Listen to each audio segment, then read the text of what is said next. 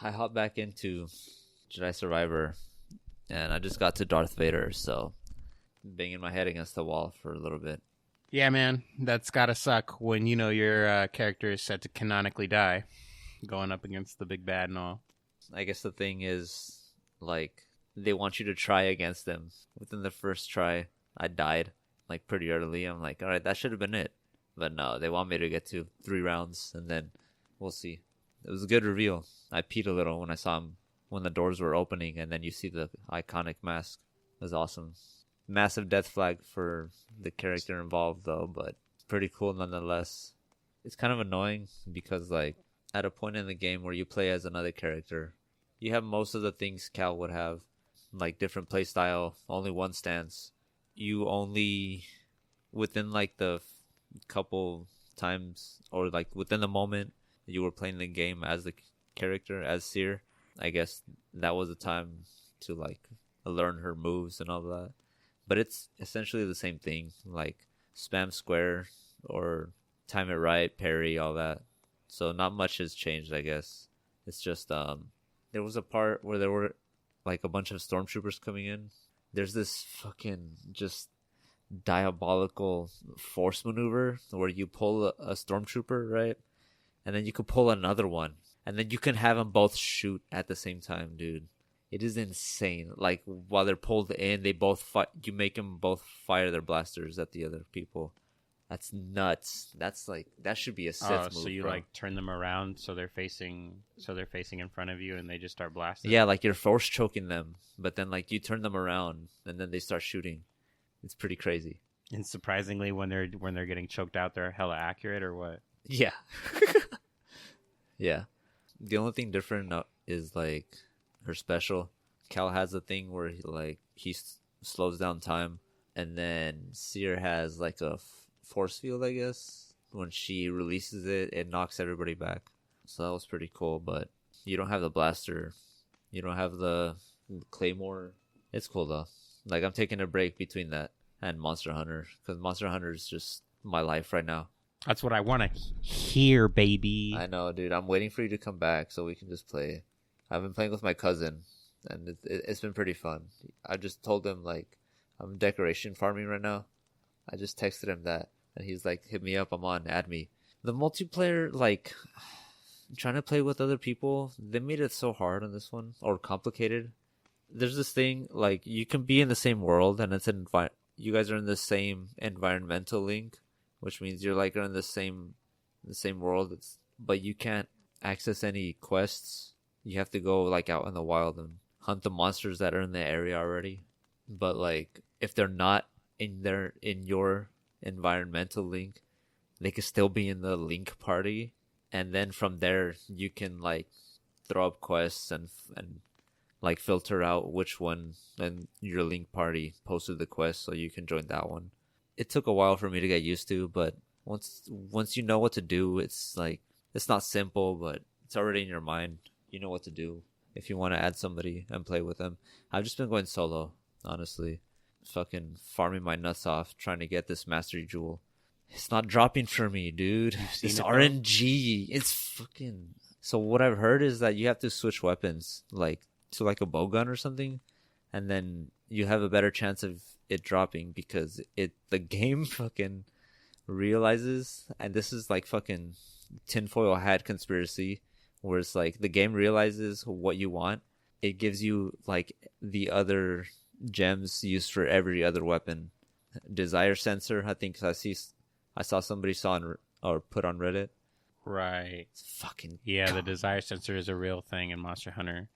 When you're doing like tempered quests, aren't you usually getting like rank 6, rank 7 jewels? Or does it like kind of vary? You kind of get like all jewel levels? So you can get 6 kind of drops like that, and they depend on rarity. So they're split into 2. So there's 3 for each. There's 3 for weapon decorations, and then there's 3 more for the armors. The 3 are split into categories. Like you got your base, and then your advanced, and then your like ancient, which is like top to bottom, worst to best, I guess. The basic gems to like the level 3 gems, and even then, like, it's a gamble, because the percentage for like a a level 3 gem is like it's only by like a little bit more. You can still get like the other like level 1 or level 2 gems. But I've just been getting a bunch of gems for the bow guns and like the bows. So maybe this thing is real. Maybe I should like switch my playstyle just so I can grab that gem. I don't know if you're aware of this, but like some rewards are locked behind certain like difficulty. Like remember there was like the bottom tier quests and they give you like rarity 1 through 3 or rarity 1 through 5, right? And then you go into the higher difficulty quests and that's like rarity 6 through 7 or rarity 6 through 8. Yeah. What I was thinking is like when you're doing the Arkveld fight, like when I was watching you do like a tempered Arkveld and stuff like that, like at any point have you ever gotten a rarity 5 or lower from those kind of quests, or is it always like guaranteed rarity 6 or higher? No, it's not always a guarantee. You can get lowers. Okay, good. Yeah, so that way you're not just because I would think like in Monster Hunter World, it would kind of be a thing where you wouldn't want to just like farm like super high level quests to get like I guess what I would consider like not end game material, but like just like the medium tier. No, yeah, I get it. But like with this gem, it specifically drops with like the highest tier. So I've just been doing that, like the melding stuff too, all the stuff that I don't need, like any extra like gems worth say 120 points, and just like meld it together and just keep that meme. Let's go gambling. Oh dang it! You should just save scum at that point if you're just gonna. No, try to... I can't do that. No. There's no trophy involved for that, so I'm not gonna do that. That's why I'm playing Monster Hunter, all right? Just so I can grind for that gem so I can get this build going. If I save scum just so I can get that gem, it's like taking out the fun of the game for the grind, you know? Like I'm selfish. I'm doing this for me, but if anybody else wants to help me, let's do it. As of now, I feel like I see a stopping point for me. Well, I think I'm like Hunter rank 160 already. I don't know. I'm just waiting for the title updates, honestly, for now. I think it's coming this month, next month, I should say. The burnout is happening right now. I'm just grinding to get that one gem, but like it's not that important. It's just it's if anything, it's getting me more pissed off because like the game is giving me every other fucking gem in the game. I definitely understand how you feel. And my own build, I love my own build right now. It's supposed to be raw critical damage, like critical hits and shit. Is it an all-arounder kind of build that you use? Like, do you use it for all quests, for all monsters? Kind of, yeah. Well, so my main, I have a insect glaive, the Arshan insect glaive, fully rarity 8. The blast one, the blast is so fucking good, man. But I'm trying to get for the raw critical build, because, okay, no, my bad. Before I go to that, the build I have right now is more centered on like stamina and wound infliction. Mm-hmm. And the blast is for like, I guess like the harder dragons, like Gravios. Where I'm at right now, I don't really need to farm Gravios, so I'm just farming like, you know, Arkveld and New Udra, a little bit of Raidao, just to get the decoration rewards. I have another build that's supposed to deal with like raw critical damage. Like I keep saying that's what it's called, but it's like it's supposed to just be centered on affinity. I was trying to make a paralysis build for that one. Ooh, yeah. Because paralysis is so fucking goated, dude. And then there's another build, dude. Like I'm deep in. Like there's one that's like I think like a frenzy build. I think it's supposed to like I don't know. I gotta read up on it more, but it looked interesting. That's what I'm doing right now until we get the new monsters. That Arch Tempered Raidao is gonna be something. It's gonna be a good time, I bet. No doubt in my mind. If I see a Diavolos, I might need another controller. That motherfucker in Worlds, that and his adopted brother, who's also black. It's insane, man. Those two... Who just happens to be black. Those two are insane, man. I could not deal damage for the life of me. But we'll see where I'm at now. You know, the funny thing about Diablos, you could use Screamer Pods on Diablos. It's one of those monsters that digs itself into sand and like runs away. Sometimes it burrows, I think, now that I think about it. Mostly I flash pod it. Flash pods are fucking saviors, dude. Baby Gore. Yeah, flash pods are life. He eats those for breakfast. It doesn't affect them. So you have to like, Oh, that's wild. yeah, That's whack. The thing about Elder, he's not a complete Elder Dragon, but the thing about Elder Dragons is they don't get affected by like those kind of things. I remember in World, I think you have like 3 opportunities to flash an Elder Beast, and then after that, it's just not going to work anymore. I remember that. I think they took out that everybody's just a regular dragon in this game. I don't think there are any Elder Dragons yet. Yeah, there are no Elder Dragons yet. The flash works like, you remember in Worlds when you flash the beast and then you flash him again, it says less effective. It doesn't really say that. Mm-hmm. I don't really know if it's less effective. It might be. It might, like, the time it takes for them to stop being blinded might become less. I haven't really paid attention to that. But every time you flash somebody, it just says effective. Yeah, I think build-up still works the same way as it did in the other games. Like just like your affinity, it's like Blast, for example, right? Like you have to like hit him enough times in order for Blast to proc. Mm-hmm. The same thing with like Sleep or Paralysis, and then once they get procced, you can do it again. I don't think it's more of a cooldown, but it's more of like the build-up like increases, like the gauge increases, so you have to hit them more now because now they're resistant to it. And so it kind of works that way. Like they just basically gain immunity over time as you're fighting them over those buildups. That's why a lot of those affinity builds are like, they're good, but they're also, I would call, specialized. Like they're made specifically so that way they can proc in like little to no time at all and just pretty much do as maximum damage as you can. Those are pretty interesting builds. And I'm looking forward to seeing some of those too when I get into the game. Oh my god, you're gonna fucking go crazy. All the RNG, honestly. To create the weapons, they all like roll with certain buffs. Every time you upgrade them, I think they're 5 levels. There's gonna be like, it gives you attack bonuses, affinity bonuses, elemental, sharpness increasing. But at that level, you really don't need sharpness. That shit is like useless if it rolls with that. If you're trying to elemental build, sure. You know, it's like that. Like, to craft that weapon perfect, you gotta like re-roll a bunch of times. You lose the material, but you gain back the upgrade pieces, which is kind of nice. But if you're gonna be farming like the tempered quests, which gives you like the red rewards, yeah, like you're just gonna have a surplus of parts, and so that should be no problem, you know. Just mantle and re-roll every time. Yeah, like, since you're always just gonna get the parts back. Exactly.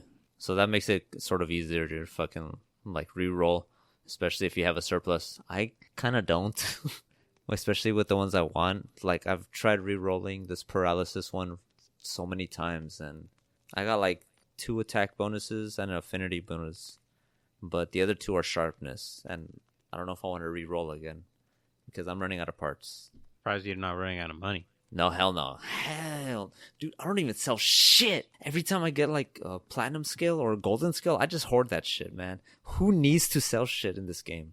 All right? I ask you, bro. That shit, like, I understand guild points because there comes a point where you're reaching a deficit like every day, saving investigations and shit.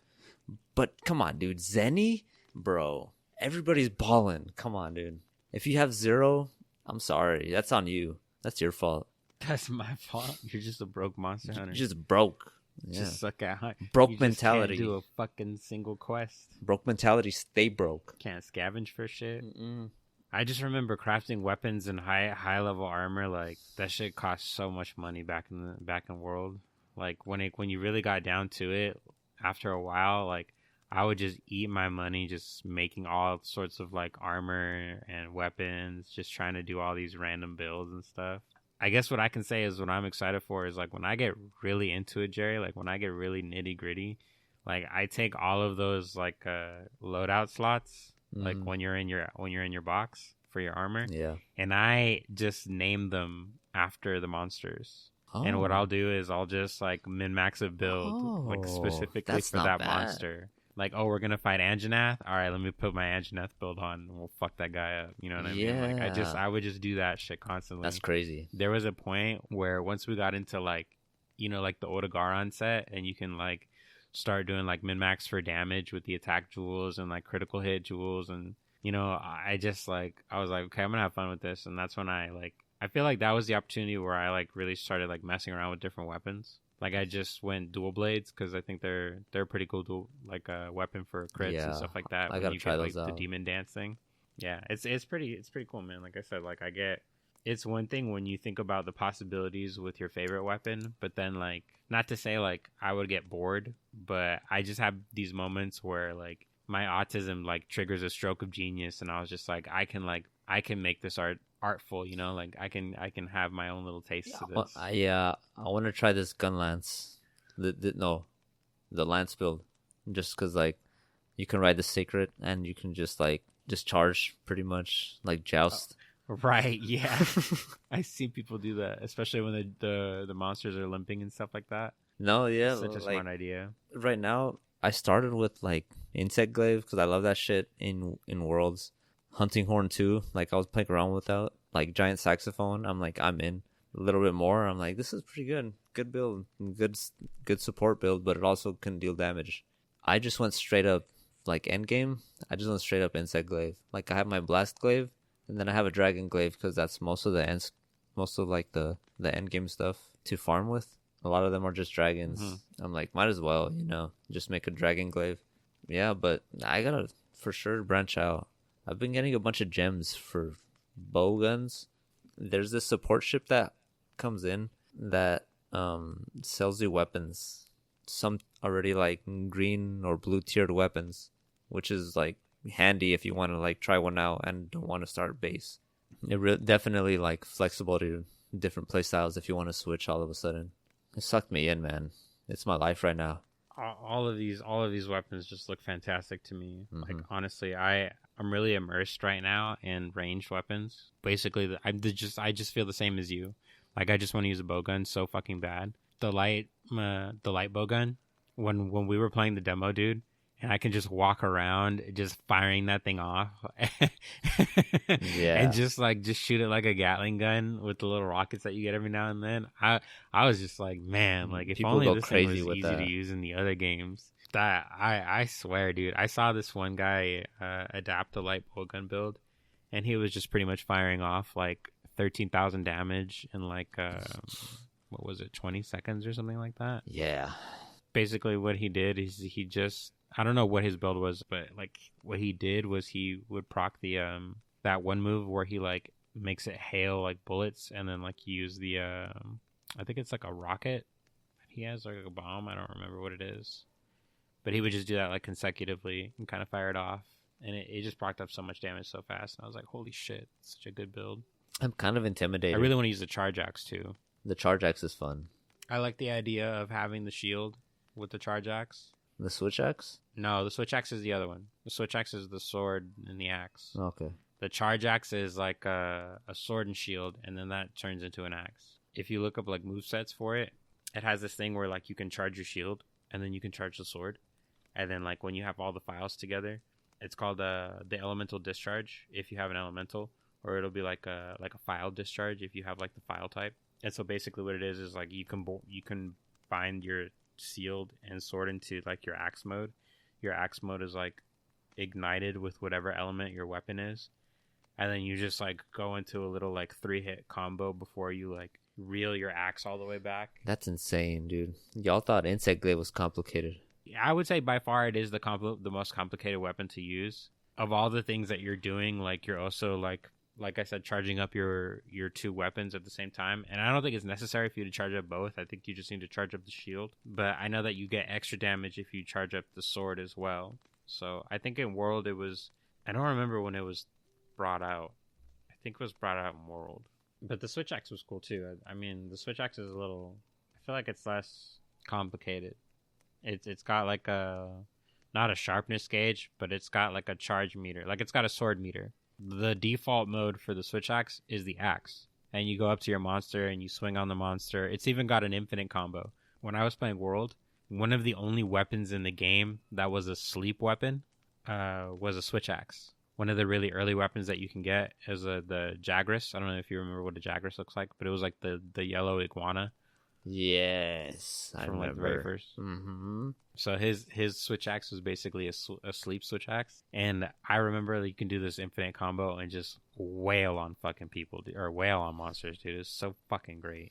God, you make me so fucking hard right now. I'm the fucking diamonds right now, dude. I just want to play the game so bad. Just want to spend like another 400 hours of my year just doing nothing but playing Monster Hunter. God, I love Monster Hunter.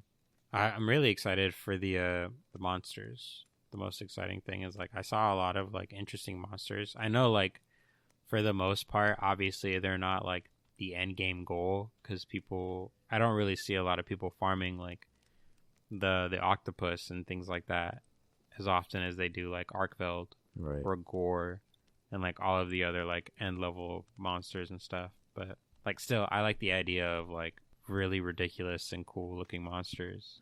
That's why I really hope they bring back Kazu. It's by far like the craziest monster design they've ever came out with. And at one point it really did have foreskin, Gerry. I really want you to know that. I believe it. Like it had like a whole thing. So it's so That's so fucking weird. It's just oh my god. Giant wyvern lamprey. It looks like a penis like when its mouth is closed. You can only get a specific I think it's pretty much from Kazu, a material called pale extract. Oh. And you would use that for like and you would use it for like the high level combinations and stuff. Like demon drug and mega demon drug and stuff like that. I'm gonna make arrangements soon, dude. Strap in for the story, dude, or skip it. That'd be the real Chad thing to do. Because honestly, I don't know, man. The whole time I'm like, am I done yet? Can I play with my friends now? There's a lot of bullshit when it comes to the Monster Hunter stories. Like, not all of them are hitters. I didn't even think most of the world was a hitter. It's like a race to end game. It's pretty much it. I get it. If like they just released the game, the story isn't fucking 5 chapters long or 6 chapters long. It's like 3 chapters long, right? If they give you everything like at the get go, a lot of people are gonna be overwhelmed. Myself probably included. There's gonna be like a bunch of people to talk to afterwards, but then like you can access them all through one person, and it gets kind of confusing sometimes, like who to talk to for what. Oh my god! And then fucking farming this shit, dude. There's this flower. I just want to get this flower, man. I don't want to fucking learn the lunar phases of the game, man. I just want this flower, bro. This flower only spawns between evening and nighttime, during a full moon. Only for like a fucking minute. The moment evening turns to nighttime, the shit spawns, and then despawns after like a couple minutes. And that flower is one of 2 ways to get the golden tickets, so you can just give that to somebody to again farm decorations. This flower is a fucking asshole, dude. I can never find it because the lunar phases are garbage, man. I don't know how to fucking change it to where I'm just in like full moon. Every time I sleep, I don't know what the fucking moon phase changes to. So I'm like, I think I actually saw a video about this. It was like a short where they were explaining like an exploit that you can do to make a full moon happen. Yeah. If you could send me that, that'd be greatly appreciated. Otherwise, like, you gotta farm ancient wyvern coins, which isn't bad. But it's like everything is time consuming. It keeps you from actually playing the game. And I don't want to do that. I don't want to. I already spent like a couple hours waiting by this fucking flower to spawn. I'm gonna get it one day on accident. Do you remember back around the time that we were there was a show that came out called Nichijou? Mm-hmm. Love that shit. Yeah, dude. Nichijou is such like one of those classic like I think it was like a pivotal non sequitur thing. Like, to me, I don't remember any of those episodes needing to like have an actual plot in order for it to make sense or just be funny. And like it was just kind of like these random jokes. And famously, Osaka came back in the Yotsuba manga. Yotsuba is like a kindergarten or something. I don't know. I didn't read it, but I saw Osaka from Nichijou was the kindergarten teacher. Oh, really? Yeah, it was pretty cool. That's fucking great. Yeah, that's fucking awesome. People still remember. Nichijou was so goated. It still holds. Fucking what? 30 years later, 40. Yeah, I'd say. Is that how old it is? I don't know. Oh, Man. shit, I'm just talking out my years. ass. One of the things that I was looking at and had found was they're actually releasing a new series. It's going to be called City, the animation.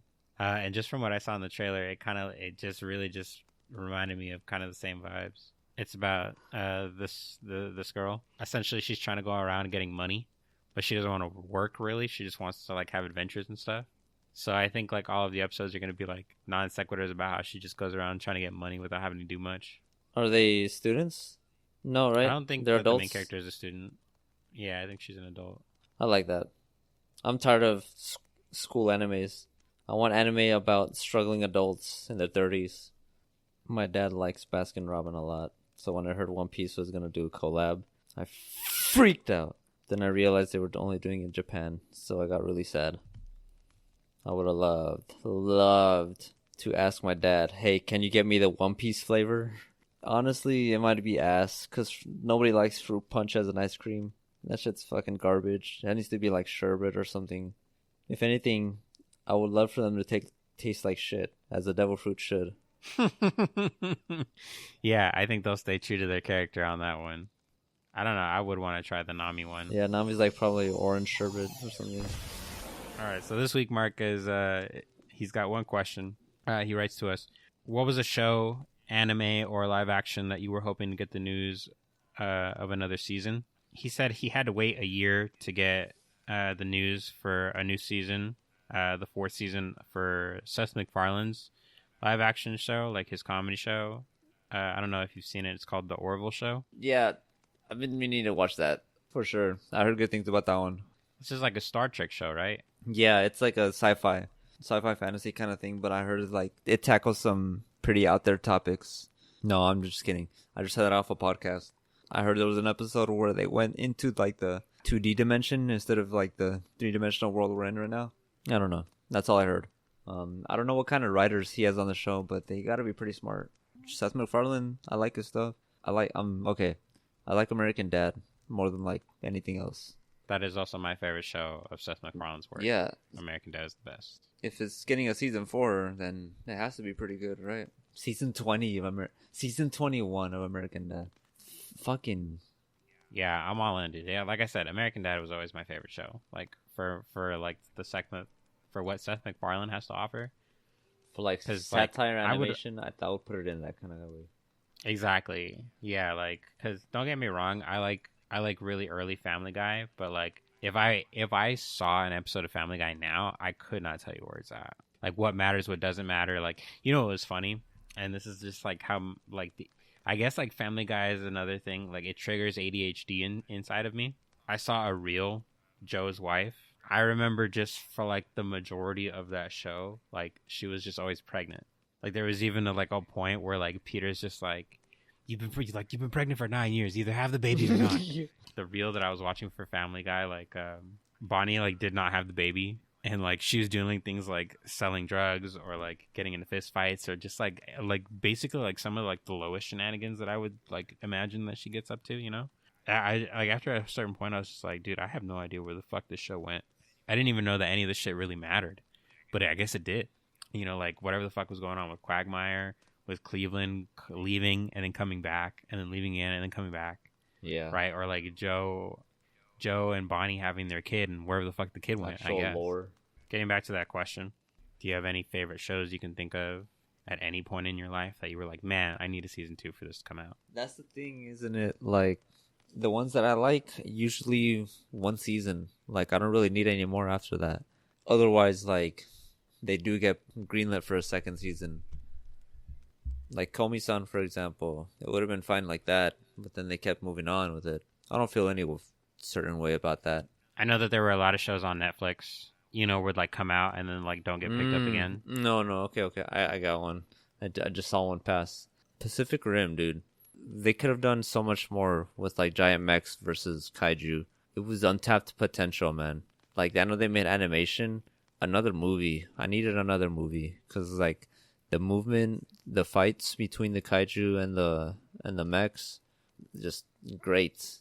Charlie Day was an excellent cast during that movie. You're blowing my fucking mind right now. Charlie Day was in Pacific Rim. Ron Perlman. Yeah, Charlie Day was in Pacific Rim.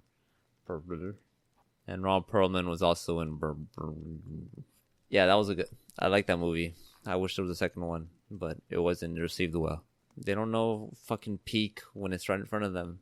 They just don't fucking... They can't see it, dude. Yeah, they're just not about that life, honestly. There was a couple of different shows that I liked.